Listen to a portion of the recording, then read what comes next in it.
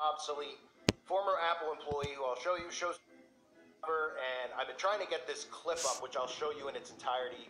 Obviously, a lot of clips, when you upload them here, get copyrights, so you have to kind of work around the coloring and the audio, etc., which I've finally gotten finished to be allowed to upload because of the copyright. So I'm going to play it for you, but I'm going to talk about this first because this is really important. This all goes together. I'll show you what this guy's talking about in a second. iPhone killer. New AI wearable Humane hopes to make smartphones obsolete. Former Apple employee who I'll show you shows off screenless, seamless, and sensing AI wearable that projects information onto the palm of the user's hand. Okay, this is getting closer to the mark of the beast type of technology, right? This is getting closer as we hear about Daniel, right? Daniel chapter 2, verse 43. And you saw the iron mixed with clay, so the peoples will mix with one another, but will not hold together any more than iron mixes with clay. We are going to continue to see technology get to the point where it gets inside your body. The purpose of this, why is this going on? Well, this type of technology here, wearables, is just one step closer to it being in you. I talked about the iPhone lenses, right? The iPhone lenses, the iWatch, phones just continually getting smaller, moving closer to being underneath your skin, inside your body. This is, I didn't think you'd get much closer, but now it's projecting onto your palm, right? Talk about mark of the beast. I mean, literally, they're desensitizing and preparing people for it with stuff like this. Revelation chapter 13, verse 16 through 17. And he causeth all, both small and great, rich and poor, free and bond, to receive a mark in their right hand or in their foreheads, and that no man might buy or sell, save he that had the mark or the name of the beast or the number of his name.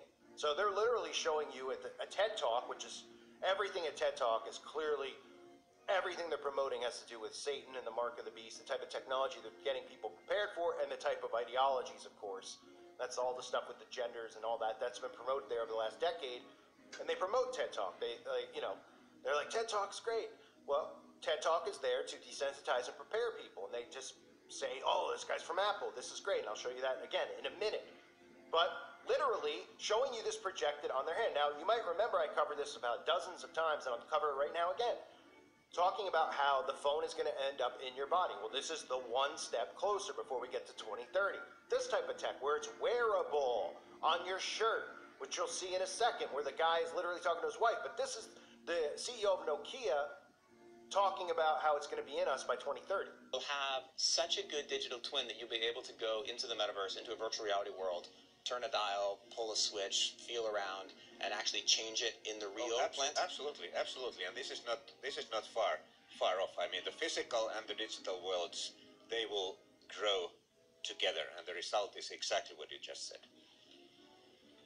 I wanted to ask when you all think we're going to move from this form factor to something that's on your face, glasses, and when computing's all on the edge. All right, 50 seconds. Who wants to answer quickly? I think it will go. It will. First of all, it will definitely happen. I was talking about 6G earlier, which is around 2030. I would say that by then, definitely the smartphone as we know it today will not anymore be the usual kind of the most common interface. Wow. Many of these things will be built directly into our body. So we're getting closer, right? So what is the point of this? I'm not saying that this is obviously the mark, but literally they're getting you prepared even by showing it to you on the guy's hand, right? And TED Talk previews a new artificial intelligence-powered wearable called Humane has just been released. Developed by former employees of Apple, the new piece of tech is widely being advertised as something that could make smartphones like the iPhone more or less redundant. The former Apple employees developed Humane with a future that is even more intelligent and even more personable, according to the company's website. Humane aims to display cell phone screens with a voice-activated assistant that projects everything from calls to text onto the user's hands. The projector promises to solve several issues with modern tech, including the need to constantly check cell phones, the physical limitations of touch screens, and limited accessibility. So, limitation? What are you talking the about? guy goes on to say, what do we do with all these incredible AI developments, and how do we harness these to make our life better genuinely, right? And again, I've talked about it over the years. For those of you that are new, I'm sure most of you are long-time people who have listened. Not that, I mean, wink, wink, I am a new YouTuber. I've talked about the ways that they'll market the mark. Because people are just like, oh, they're going to go they're going to market it. They market this stuff. They brainwash you into taking it. And one of the ways is going to be not just how it's easier, right? Not that oh, the wallet's bulky, right? There's small ways that they do it where you're like, no, that's not going to make someone take the mark, right? Like, oh, you don't need a bulky wallet anymore. You don't need cash anymore. Then they start going into like, oh, you can't have your identity stolen. You can't get robbed. Your money won't get drained out of your bank account. And you start going, oh, okay. Then you start getting into the other side of it where they're like, well, and it's easier and it's less, you don't have to charge your phone anymore. Okay, yeah, but I don't know. And then they start getting into the health side, which I'll play again in a minute here. You'll hear this entire speech from the guy. They start talking about your health. And how having this type of technology inside your body will help monitor your health at all times, right? Oh, it'll monitor your heart rate at all times. And that's part of why the iFit and all this other technology has been promoted over the years. You put that in your And body, yes, I mean, people get it and they're like, oh, I'm going to get it because I'm going to, I'm overweight and I want to manage my steps or my calories. I want to be healthy. Well, everybody wants to be healthy and feel good, right? But that's not what they created for, because they don't want you to be healthy and feel good. They know that they need to promote it that type of way, get people, into and obsessed with tracking their every move, tracking their heart rate, tracking their health on their arm and their watch, into, oh, it'll be in you and you can track it. So now you won't have a sudden stroke. Now we can monitor if you have the 1/9er in your body, because we have this type of tech in your body, and it'll just alert you if something's wrong, and we could save you. I mean, this is where everything is headed towards. And it's going to be a mind control operation to get people to take the mark. Because they're going to tell you that, oh, you could live longer, right? And eventually, oh, you could live forever. And people will realize what that really means, right? In Revelation chapter 9, verse 6. In those days, men will seek death and will not find it. They will long to die, but death will escape them, right? Because mixing iron and clay, again, technology and humans inside your body, mixing it through your DNA, which I can't talk about that letter. You take out D and put an R and an M in front of it. That's on the website, stuff like that I'm talking about, and how there's more and more of these coming out because they need to get it in you. There's a need for it on their behalf, not on ours. But they'll tell you that there's a need for you to have it. It's mind control. They'll tell you that you need this, that this will benefit your health, that you will live longer, you will feel better, you won't have depression, you won't have mental health problems. But what?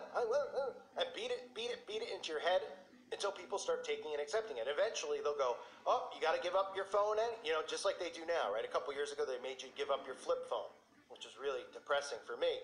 But, you're going to deactivate the flip phones. You can't have one. Oh, but we'll give you a free upgrade to a 5G phone, right? Well, of course, because they want you to be on 5G, right? But it's going to eventually be where, hey, if you're not, 2030, they're not going to be like, you have to give up your phone yet.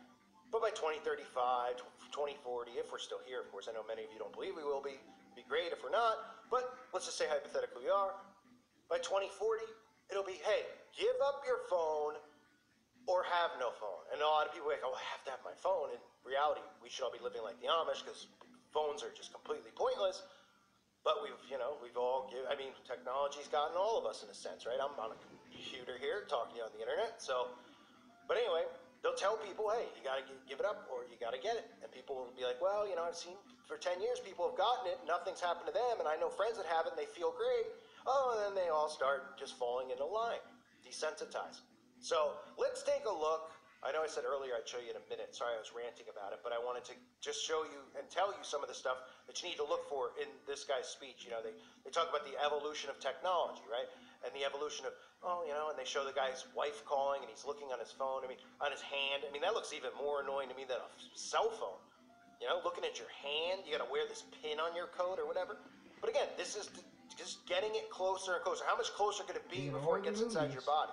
I thought the eye lens was as close. I guess this is just, in the same line, right? I would say, I guess they're 1A, 1B. It's the same thing for the most part. But look at them desensitizing people and then of course promoting it as cool, and the audience applauds. Of course they do, because they're a bunch of zombie puppets, just like when I showed you the stuff about the quantum computers, and the guy's like, hey, they're like little demons, and they can wipe out the entire human race, and everybody applauds.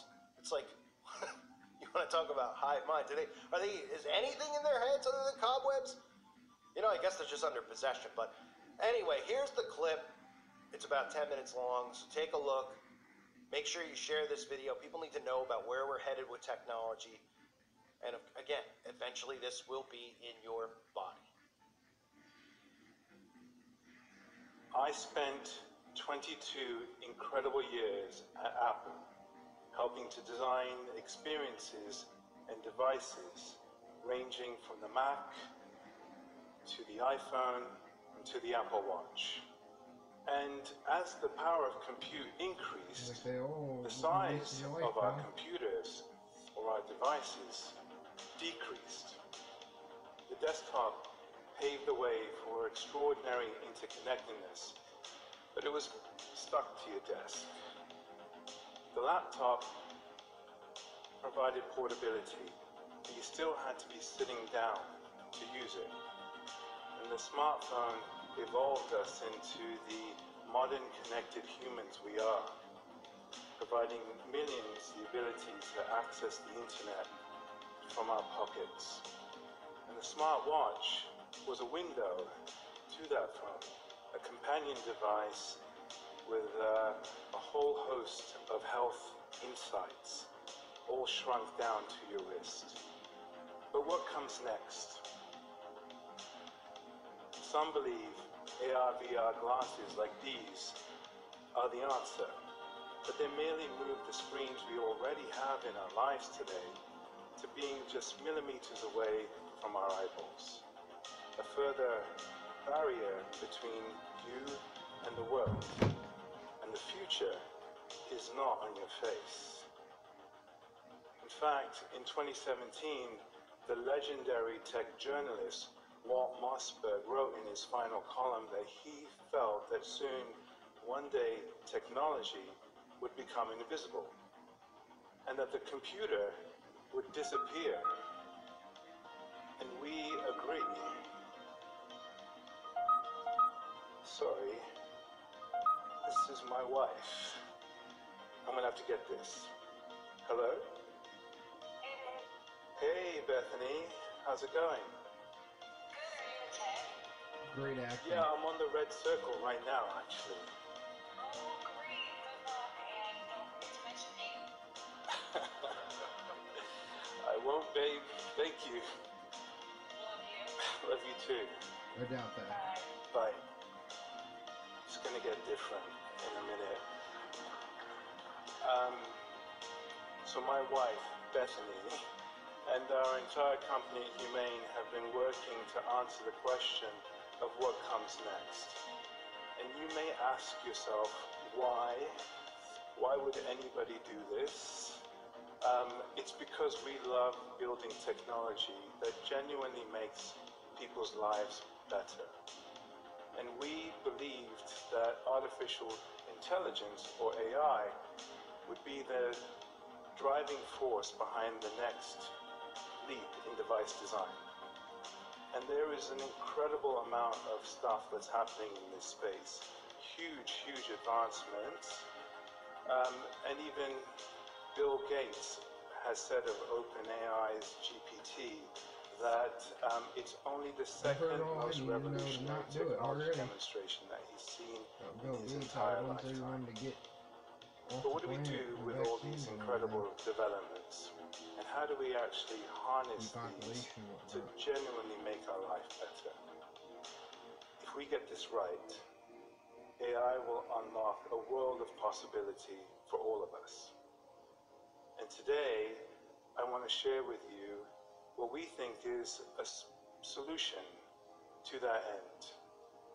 And it's the first time we're doing so openly. It's a new kind of wearable device and platform that's built entirely from the ground up for artificial intelligence. And it's completely standalone. You don't need a smartphone or any other device to pair with. You're right. We don't need. In fact, powerful allergy relief without making them sleepy, so kids can be kids. Live Claritin Clear. Phone or any other device to pair with it. In fact, I'm wearing one right now. And it interacts with the world the way you interact with the world. hearing what you hear, seeing what you see, while being privacy first and safe, and completely fading You hear into the the same background stuff. of your Say, life. same old, same We old. like to Shut say up. that the experience is Who screenless, cares what you get the seamless, and sensing, loser? allowing you to access the power of compute while remaining present in your surroundings, fixing a balance that's felt out of place for some time now. And I can't wait to share more details about what we've built, and I You will in sound the like next a few creep, months. the way But you today I talk want to about talk to you about what it unlocks and what it means to be able to take AI with you everywhere, and what happens when technology increasingly disappears. Technology becoming invisible affords us new opportunities of how we interact with compute. We've become so accustomed to tapping on an app or moving a cursor with a mouse that it feels second nature. But that's by design. When I was working on the iPhone, I used to test interactions like slide to unlock with my infant daughter. She was the best possible focus group. She's 16 now, and she's got a lot more ideas than she did back then. This also, by the way, is the only non-AI generated image that you'll see from me today. And as I look at it now, I see more than ever why a future driven by AI is far better than a future that would involve more screens. Like this. He's cute though. But for the human-technology relationship to actually evolve beyond screens, we need something radically different. Let me show you. Where can I find a gift for my wife before I have to leave tomorrow? Granville Island is a lively shopping district. That's an incredibly simple response for a very complex query. How often do we find ourselves in a new city, wrestling with our phones, trying not to bump into people, trying to figure out where we're going and where we're supposed to be? What? It's even harder when we don't speak the language, right? Let me show you something. What are you talking about? Invisible devices should feel so natural to use that you almost forget about their existence. I sound so boring. You're not supposed to listen to me. It's all done by design. devraient sembler si naturels à utiliser. Vous oubliez presque leur existence. You'll note that's me and my voice speaking fluent French using an AI speech model that's part of my own AI. This is not a deep fake. In fact, it's deeply profound. This is my AI giving me the ability to speak any language, and you having a chance to hear me speak that language in my own emotion and my own voice. Thank you. I want to hear your voice.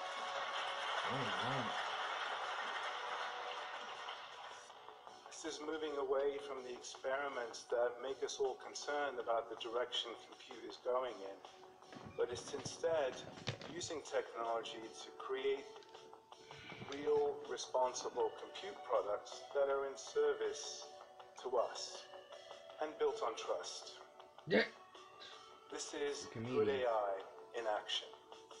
And we've spent thousands of hours reimagining and redesigning new types of compute interactions, ranging from complex voice commands to intricate hand gestures, all in service of trying to find more natural ways to interact with compute.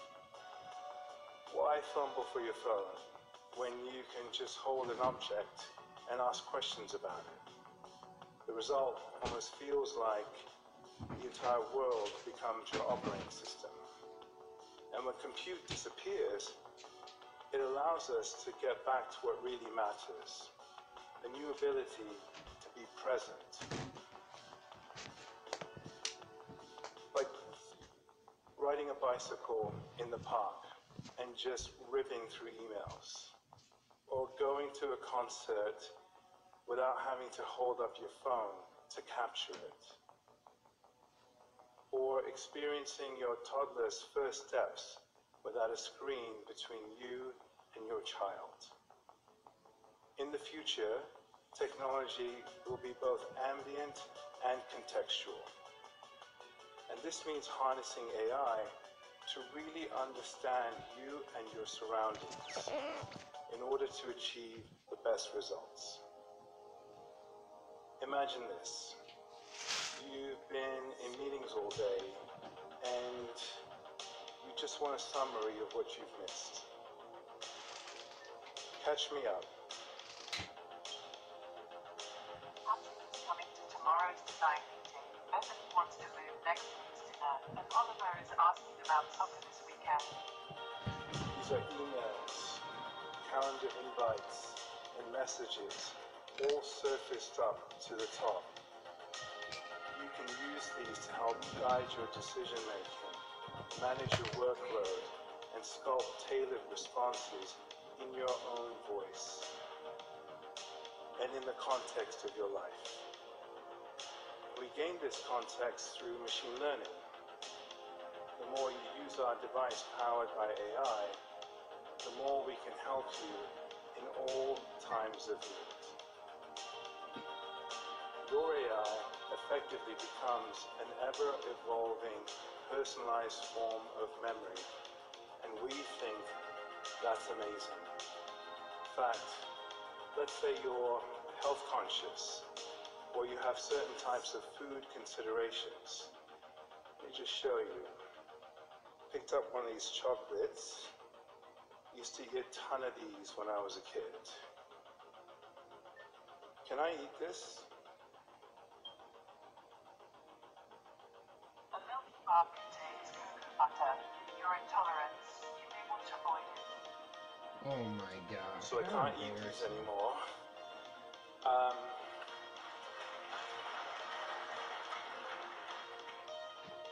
But what's cool is my AI knows what's best for me, but I'm in total control. I'm gonna eat it anyway. Enjoy it.